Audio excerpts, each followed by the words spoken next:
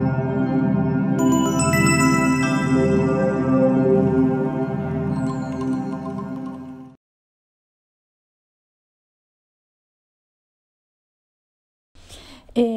paso a la siguiente ponente. Ella es Sara Recio García y nos va a hablar de la intervención de las alteraciones conductuales en personas con demencia. Ella es psicóloga colegiada y tiene experiencia en atención neuropsicológica a personas mayores en distintos ámbitos.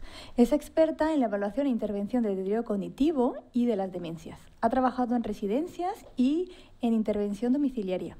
Actualmente es profesora adjunta en la Universidad Alfonso X el Sabio y vocal de la Asociación Española de Psicogerontología. Damos la bienvenida a Sara.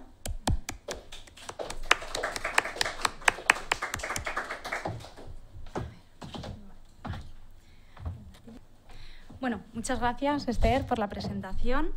Y bueno, yo, como me ha presentado Esther, pues sobre todo mi experiencia es en la intervención de personas con deterioro cognitivo o con demencias. Por eso la presentación que hoy traigo es sobre los síntomas psicológicos y conductuales asociados a las demencias.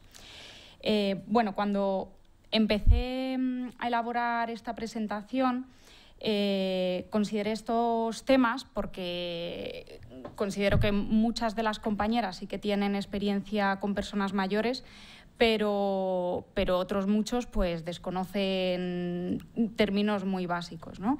Y como bien ha dicho Pedro, es importante, aunque no trabajemos directamente con personas mayores, pero sí que igual nos encontramos con gente que tiene dentro de su familia alguna persona con demencia o con deterioro cognitivo.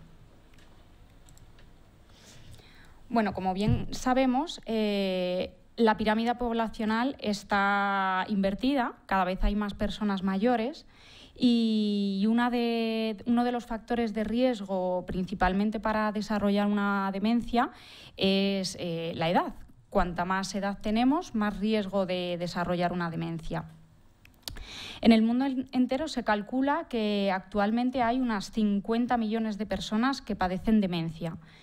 Y bueno, en el 2050, dado el envejecimiento que está teniendo la población, pues se podrían superar los 100 millones de personas afectadas.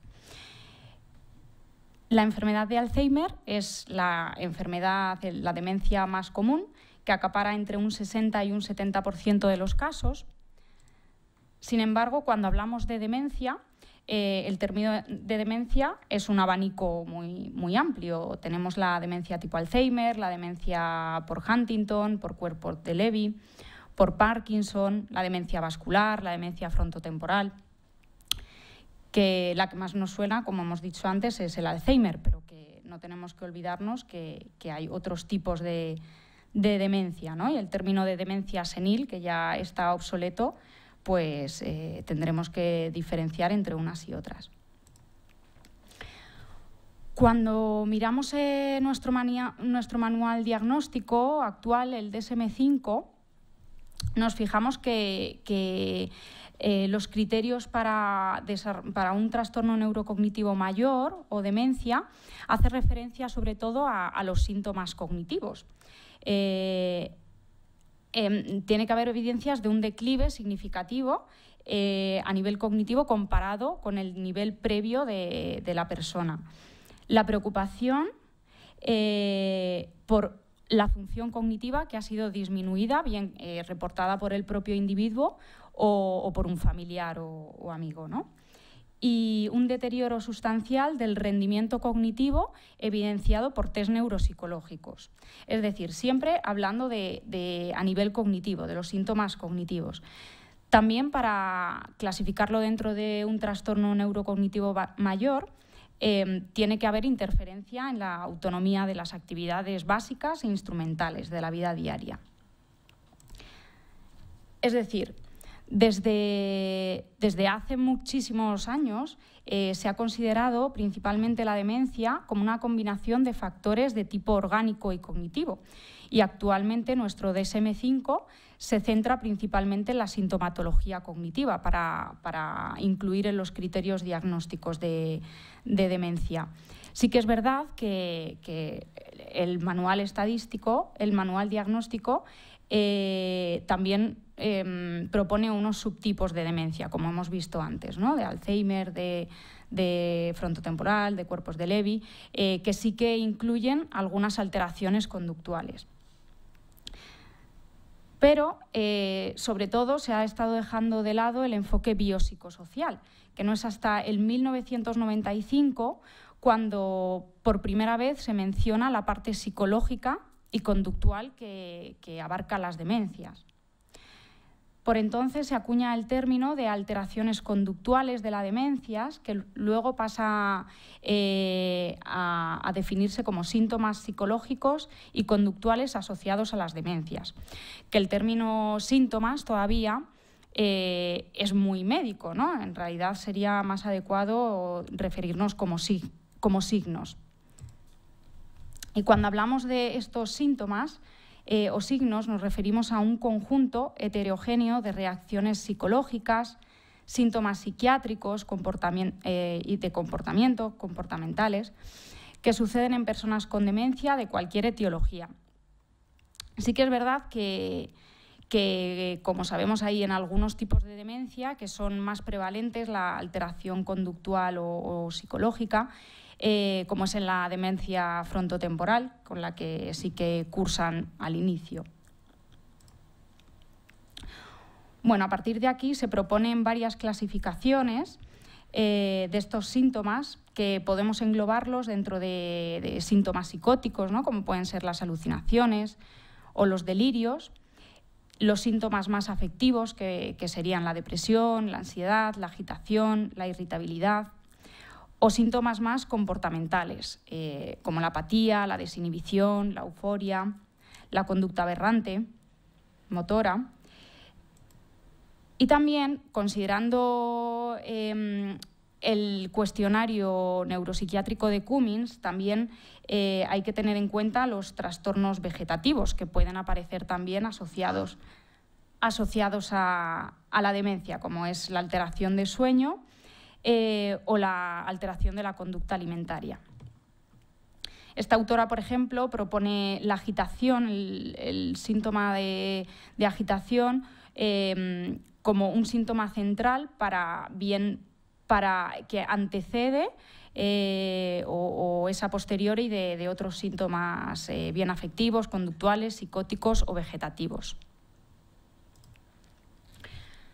Bueno, y aquí he querido reflejar un poco la definición de cada síntoma con los porcentajes, la prevalencia que recoge uno de los autores. Sí que es verdad que hay muchísimos estudios que en función de si son de población institucionalizada o población mayor que vive en su domicilio, encontramos diferencias entre los porcentajes de esta sintomatología, ¿no? Pero este autor, por ejemplo, me pareció interesante que, en general, todos los autores encuentran que la apatía es el síntoma más prevalente en personas con demencia.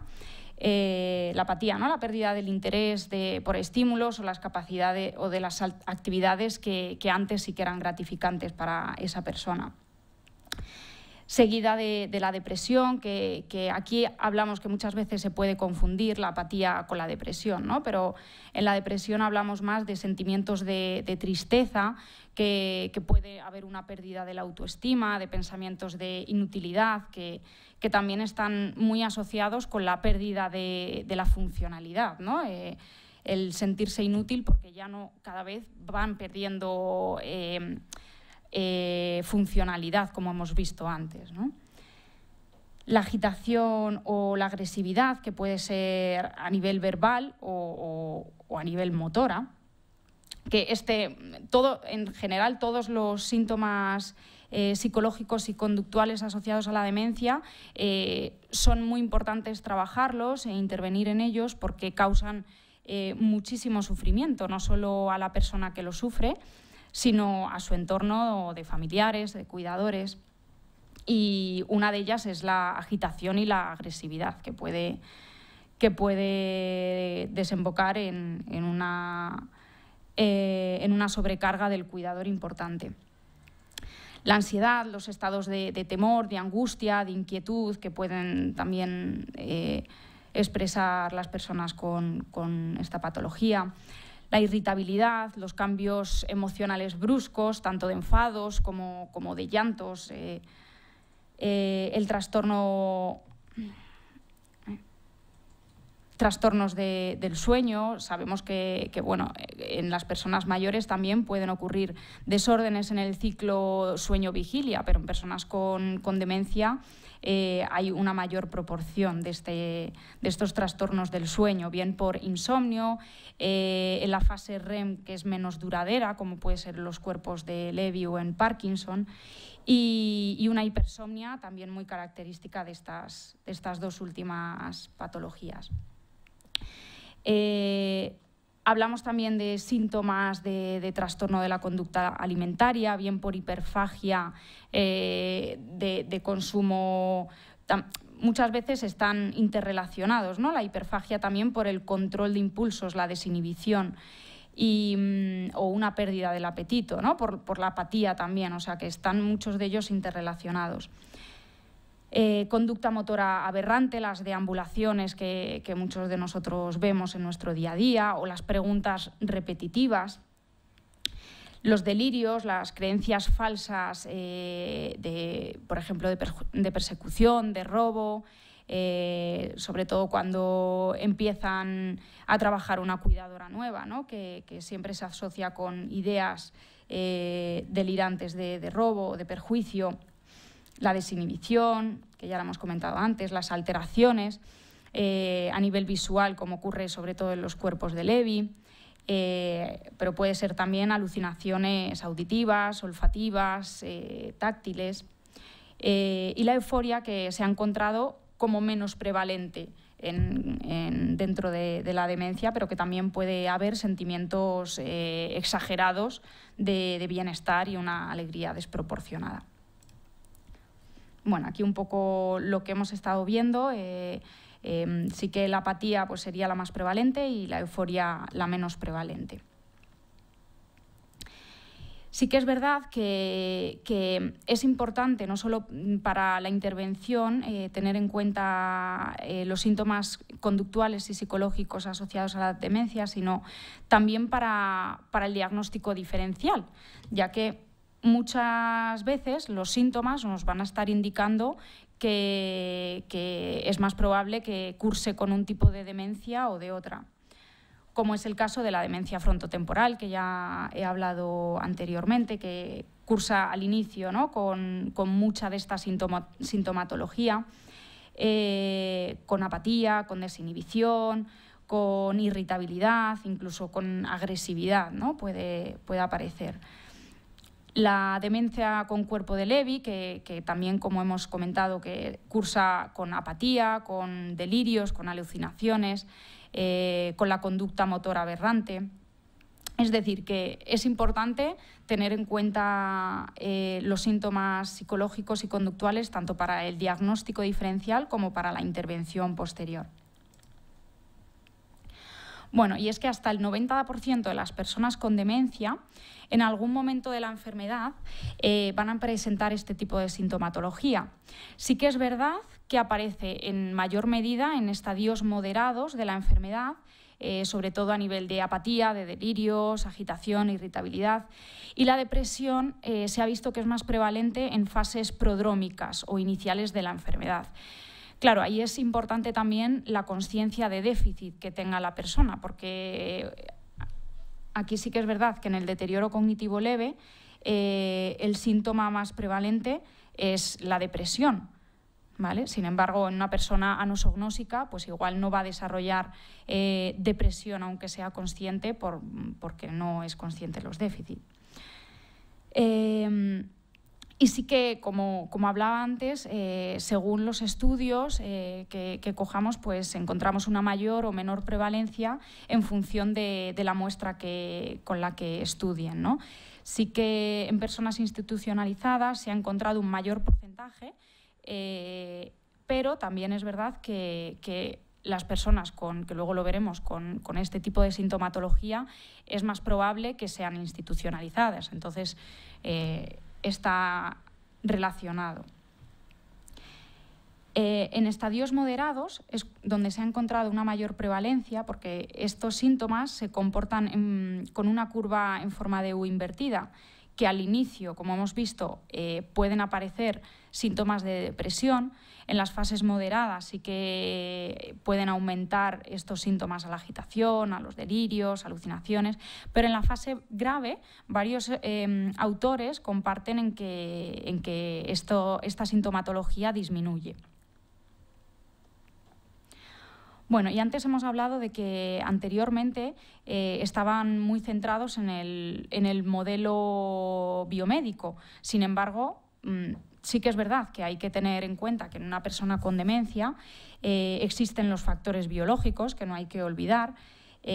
Sabemos que en el cerebro de una persona con Alzheimer existe esa degeneración a nivel neuroanatómica, cambios a nivel bioquímicos y la genética, que está menos estudiada, pero no hay que obviar esa parte. Por ejemplo, en los trastornos del sueño REM, de Parkinson y cuerpo de Levy, esas rutas, ¿no?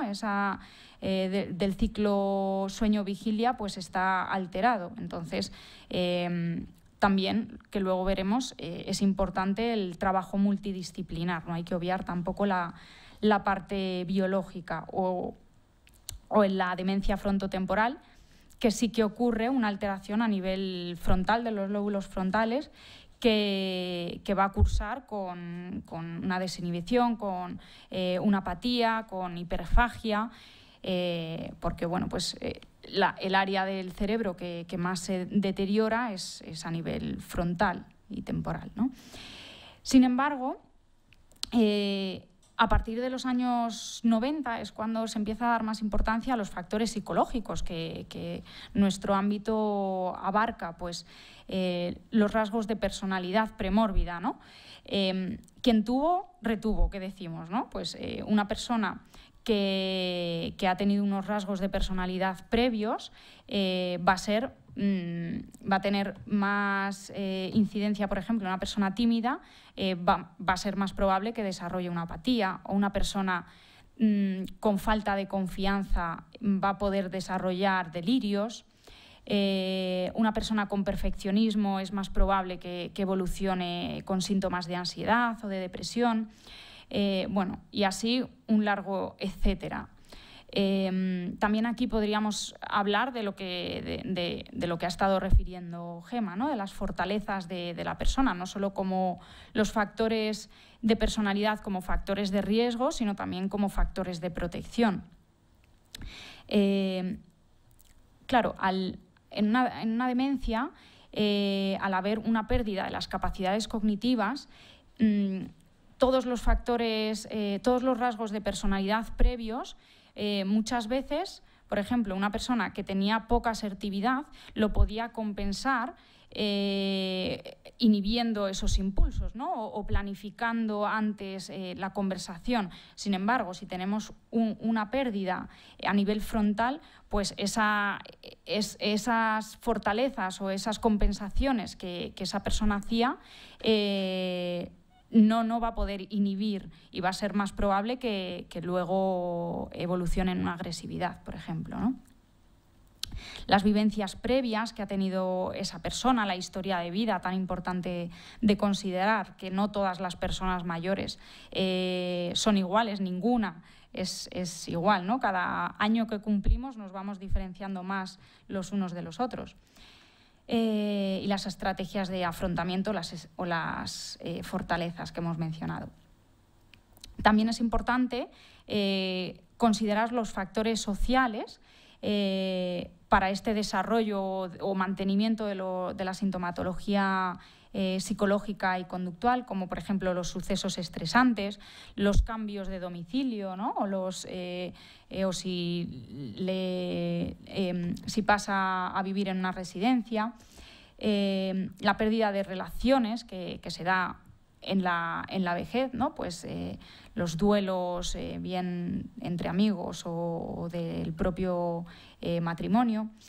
La pérdida de actividades, al haber una pérdida de la funcionalidad, pues también vamos abandonando actividades. Y con el COVID, pues toda la sintomatología conductual y psicológica se ha disparado por la pérdida de actividades, que muchos mayores han abandonado todas las actividades que llevaban anteriormente. Y sobre todo el cuidador, ¿no? Como mantenedor o generador de toda esta sintomatología, que luego para la intervención va a ser muy importante trabajar con él, porque el trato de cómo se dirige el cuidador a la persona con demencia va a ser fundamental. Y luego hay otros factores también ambientales que pueden desarrollar o pueden promover que exista una mayor prevalencia de estos síntomas psicológicos y conductuales. Bueno, y las consecuencias de toda esta sintomatología, pues en realidad es una menor calidad de vida tanto de la persona que lo sufre como de los familiares o de los cuidadores. Interferencia con el estado cognitivo, porque cuando están más agitados hay más ansiedad o con depresión, ¿no? También está la pseudodemencia, que se puede confundir por las alteraciones a nivel cognitivo, es decir, todo está relacionado y una persona que esté más agitada va a rendir menos en una tarea atencional, ¿no? El estado cognitivo también disminuye. Y la progresión de ese deterioro cognitivo. El deterioro funcional, pues al igual que si hay unos síntomas de apatía, pues esa persona va a dejar de hacer sus actividades que llevaba en la casa, ¿no? Bien hacer la cama o bien el aseo personal. Entonces se va deteriorando más a nivel funcional también. Pueden aparecer agresiones hacia los cuidadores, que eso conlleva pues una sobrecarga del cuidador que posteriormente pues va a ser más probable que haya un ingreso residencial. También la hospitalización, esta sintomatología da lugar a que aumenten las visitas de urgencia, ¿no? Bien por alucinaciones o porque estén más agitados de lo normal. Y en definitiva, un mayor consumo de fármacos, que sobre todo la primera vía de intervención que suelen llevar los cuidadores es a nivel farmacológica, pero luego veremos que lo recomendable es primero trabajar a nivel no farmacológico. Bueno, sí que es importante para la identificación de estos síntomas incluirlos dentro de una evaluación, ¿no? Dentro de nuestro protocolo, pues es importante a nivel observacional, entrevista con el propio paciente y sobre todo con el cuidador, por si tiene anosognosia. Y bueno, varias escalas, ¿no? Como el NPI, que es muy utilizado y que actualmente pues recoge toda la sintomatología de la que hablábamos, o el Behave, que está más centrado en demencia, la GDS o el STAI, bueno, dependiendo de... Es importante incluirlo dentro de la valoración y de nuestros informes.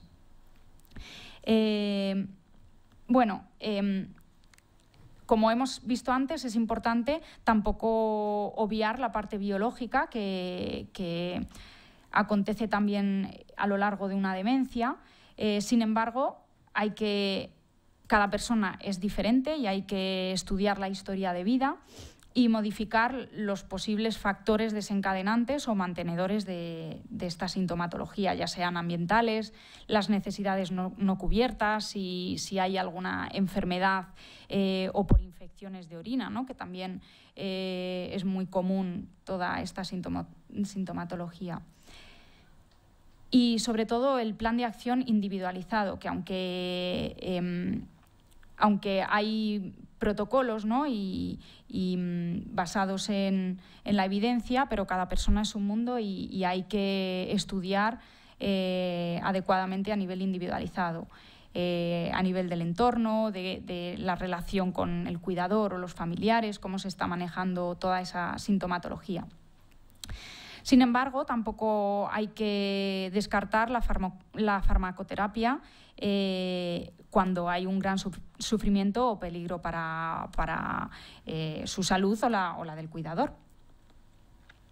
¿Vale? Algunos de los medicamentos utilizados a nivel cognitivo pues también pueden prevenir o aliviar estos síntomas.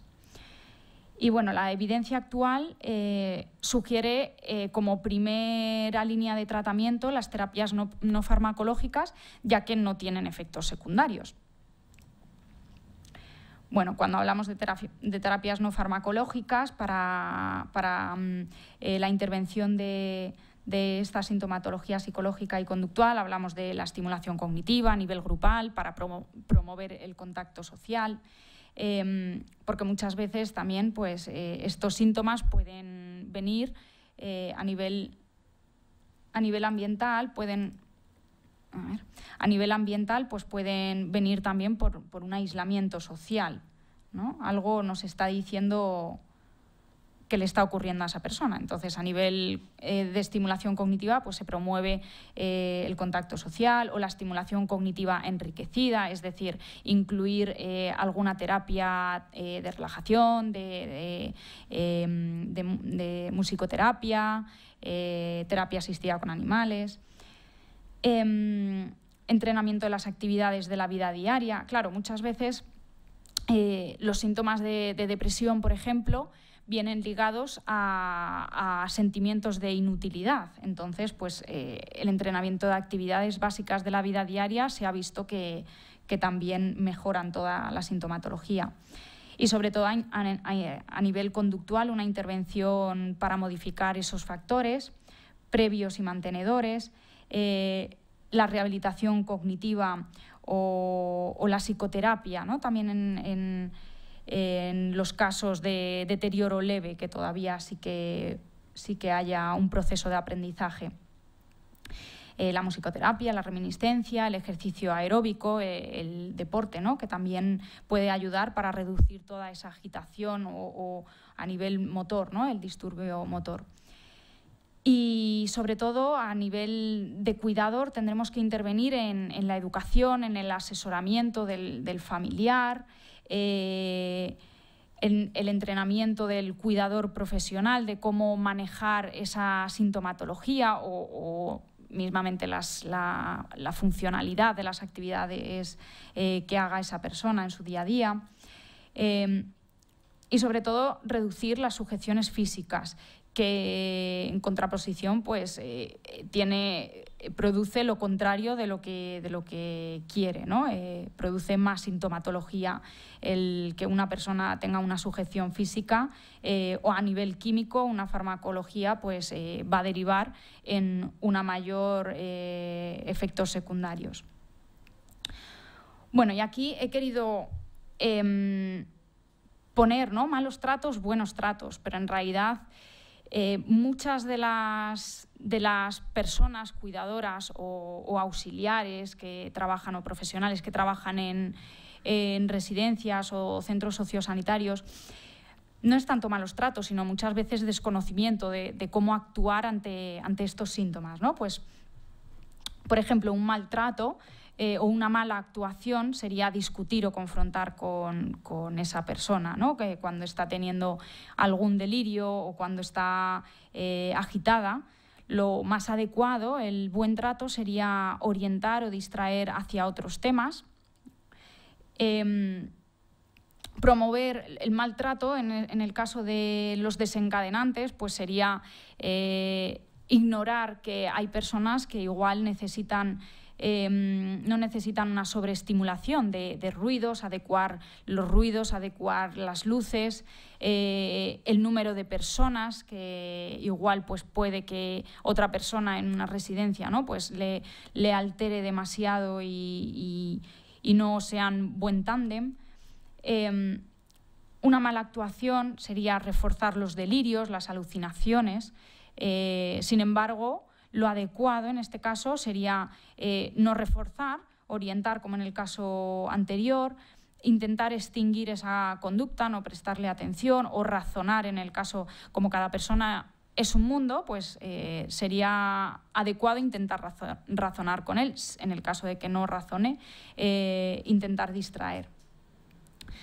Un maltrato, en este caso, sería promover la dependencia, es decir, una persona que tenga apatía, pues lo más cómodo para un cuidador es hacérselo todo por ella, ¿no? Sin embargo, sabemos que promover la dependencia pues luego va ligado a un mayor deterioro cognitivo y a un aumento de los estadios de esa demencia, ¿no?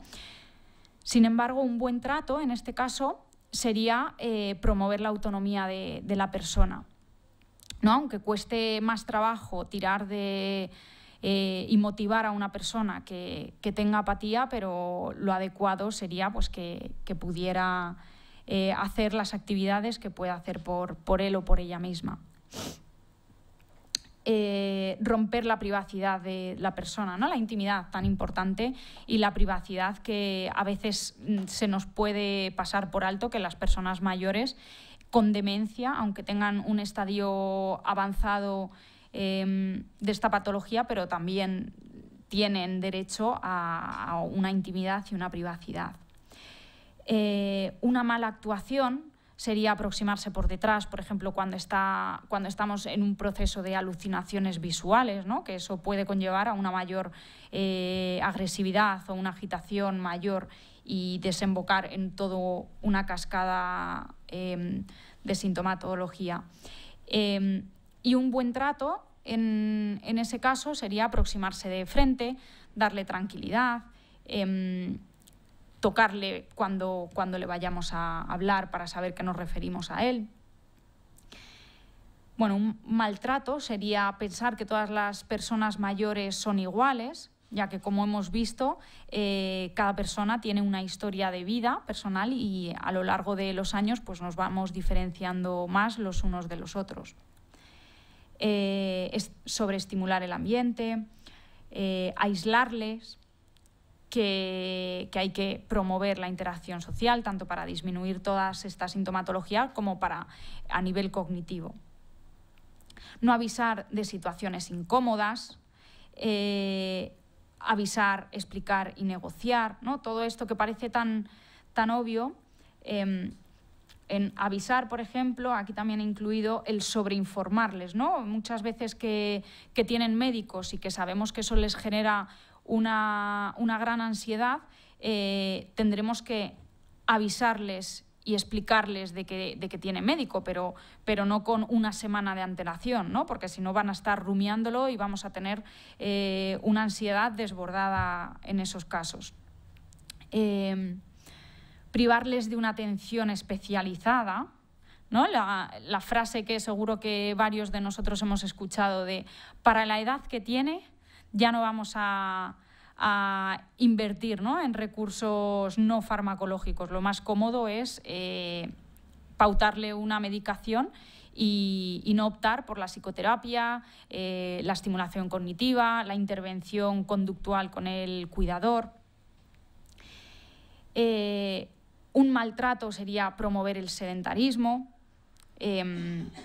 evitar que la persona, pues eso, lo que hablábamos antes, ¿no? Que es más cómodo que la persona esté sentada enfrente del televisor. Sin embargo, sabemos que un buen trato sería, aunque cueste un poquito más, fomentar la actividad física, la actividad cognitiva, la vida social. Romper la rutina. Claro, aquí muchos de nosotros estamos deseando cambiar nuestra rutina, ¿no? Pero igual para las personas mayores no hay peor cosa que romper esa rutina, porque luego pues, nos desorientamos más, aumentan toda la ansiedad, la agitación. Es decir, evitar situaciones nuevas sería lo adecuado en este caso. privarles de estímulos. Tan malo es el sobreestimular, ¿no?, el ambiente. O sea, cada persona va a ser diferente. Entonces, habrá personas que sí que sea adecuado tener una mayor cantidad de luz, de música, de personas, pero para otras, para las personas más introvertidas, por ejemplo, eso sería una sobreestimulación. Pero tampoco tenemos que privarles de estímulos, promover el uso de la música, de masajes, del contacto social. Un maltrato, por supuesto, sería gritarles, ¿no? Sin embargo, tenemos que ofrecerles siempre tranquilidad y seguridad. Bueno, un maltrato, tanto para la persona con demencia como para la persona cuidadora o familiares, es tomarse esa alteración conductual o psicológica personalmente. Sin embargo, hay que entenderlo como parte de la enfermedad. Obligar a decir, a hacer o decir algo, muchas veces no nos damos cuenta que igual no quieren hacer algo no porque no quieran, sino porque muchas veces las capacidades cognitivas no son las que eran antes y no son capaces, les supone unos grandes recursos atencionales o a nivel cognitivo, ¿no? Entonces tenemos que dar permiso también a decir que no y a que elijan. Un maltrato sería centrarnos solo en la persona para intervenir, ¿no?, con demencia, sino tenemos que promover el buen trato, de dar apoyo y atención también a los familiares y los cuidadores. Validando, ¿no?, también explicándoles y validando lo que les está pasando. Ahora, por ejemplo, yo estoy trabajando con un señor con anosognosia y tiene una alteración, una sintomatología a nivel conductual, tiene síntomas sobre todo frontales y algo que le ha aliviado muchísimo a su mujer es validarla simplemente todo lo que le estaba pasando al señor, porque es un señor con gran alta reserva cognitiva que de cara a otros estaba fenomenal, pero tiene un deterioro bastante moderado y con agitación, agresividad, desinhibición, hiperfagia, toda la sintomatología, diría yo. Y una de las cosas que le ha aliviado a su mujer es validarle del proceso que está teniendo y los síntomas, ¿no?, y educar un poco en este manejo. Y, por supuesto, un maltrato sería infantilizar y tratar a todos por igual, privarles de su opinión. Y yo diría que lo he puesto en mayúscula porque bueno, habrá que promover el trato desde el respeto, la empatía y el cariño, que aunque tengan un deterioro cognitivo o una demencia, son personas también y hay que promover su respeto. Bueno, pues aspectos importantes y ya para ir cerrando. Bueno, hay que tener en cuenta las necesidades básicas si no están apareciendo una enfermedad, ¿no?, como eran las infecciones que hemos hablado antes, o si tienen algún problema a nivel dental, ¿no?, si está perdiendo apetito también hay que considerar las necesidades básicas primero, el control de los procesos médicos que pueden aparecer, la adaptación progresiva del entorno. Como va a ir avanzando la enfermedad, pues tendremos que ir adaptando también el entorno. Por ejemplo, en el caso que os comentaba, a nivel funcionalidad, pues la cafetera, que es muy compleja, la tenemos que adaptar y hacernos con una cafetera que sea más que no genere tanta ansiedad. El uso de fármacos específicos en el caso que sea necesario, que genere tanto sufrimiento. La formación del cuidador, que muchas veces pues, no son malos tratos, sino desinformación.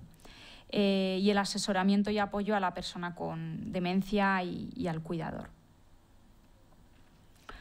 Bueno, y las reflexiones sobre esta sintomatología es que deberíamos investigar más, porque a nivel de síntomas cognitivos sí que hay varios estudios, y a nivel psicológico pues tenemos que avanzar más, porque es muy importante de cara a la intervención con personas con demencia, considerando una perspectiva global de factores biológicos, psicológicos y sociales, dentro de un plan centrado en la persona, centrado en el bienestar y en la calidad de vida de ambos, del cuidador y de la persona con demencia, y una intervención multidisciplinar, evitando, por un lado, la sobremedicalización, ¿no? En los casos que sea necesario, sí que tener un contacto multidisciplinar, ¿no? Desde neurología o desde psiquiatría,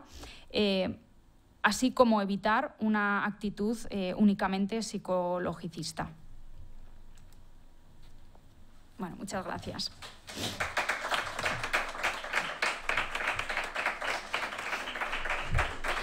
Agradecemos a Sara su ponencia y vamos a dar paso a preguntas. Si alguien tiene preguntas en la sala. Bueno, quería preguntarte por qué la demencia senil está obsoleta. No... Bueno, el término de demencia senil hacía referencia sobre todo ligado a la edad, ¿no? Sin embargo, como hemos visto antes,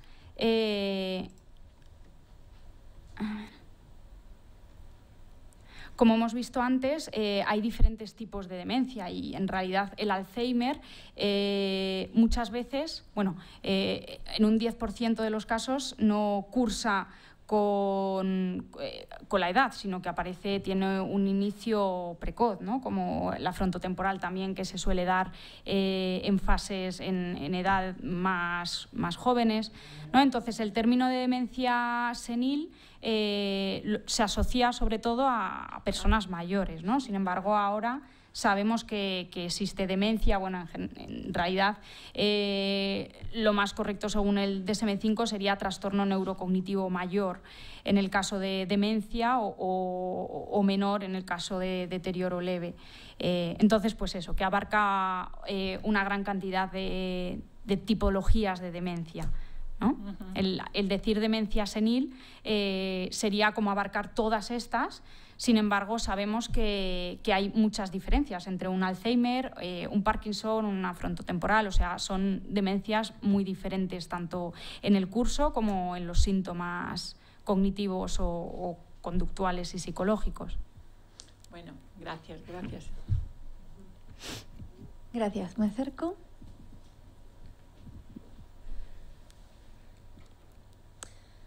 Hola, buenas tardes, Sara. Mi nombre es Patricia. Mira, quería preguntarte en relación a los malos tratos, cuando no hay que reforzar los delirios y las alucinaciones, como práctica de buen trato, distraer con tecnología, ¿lo encontrarías adecuado? Distraer con la tecnología, con las nuevas tecnologías. Claro, aquí la historia de vida nos va a ayudar muchísimo, porque no todas las personas tienen los mismos gustos, ¿no? Una persona que sí que esté interesada por las nuevas tecnologías, lo más adecuado sería desviar, a ver, aquí, ¿no? Que lo veíamos, orientar o distraer hacia otros temas o otras actividades, como puede ser pues, las nuevas tecnologías, o si le motiva salir a pasear, promover más las salidas de paseos.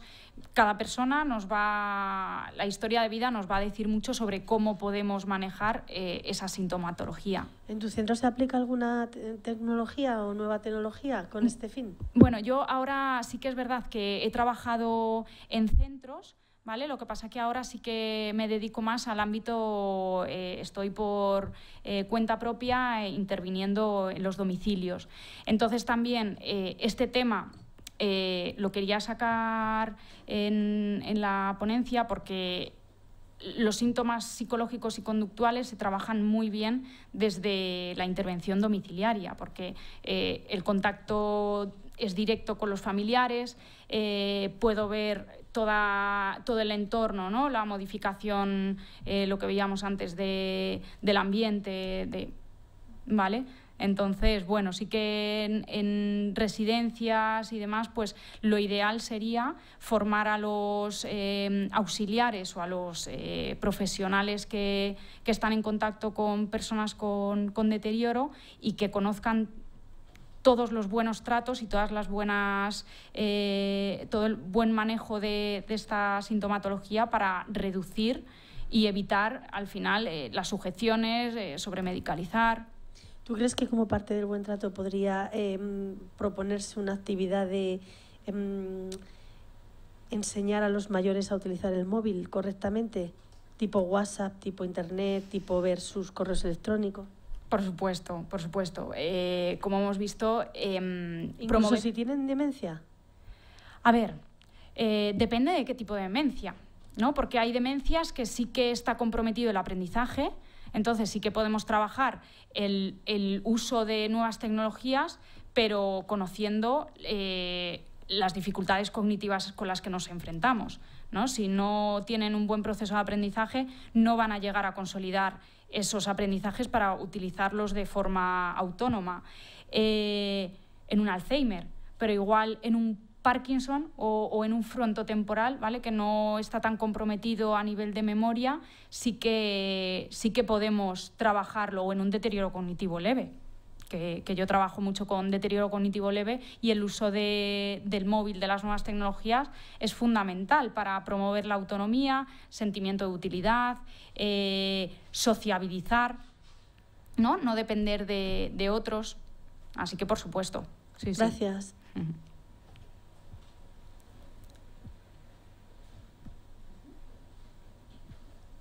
Hola, soy María José.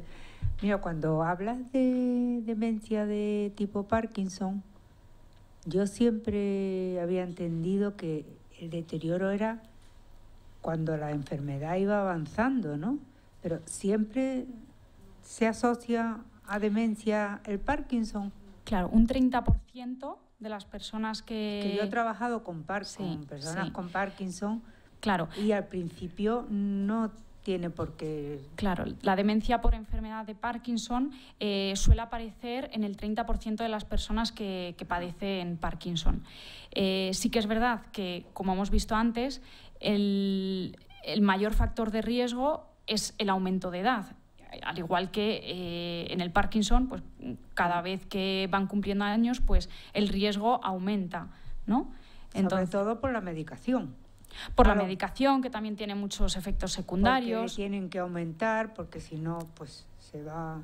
Claro, la medicalización, pues al final tiene los efectos secundarios que afectan a nivel cognitivo también, ¿no? Que, por ejemplo, el Orfidal, ¿no? Tan famoso, que luego pues afecta también a nivel cognitivo.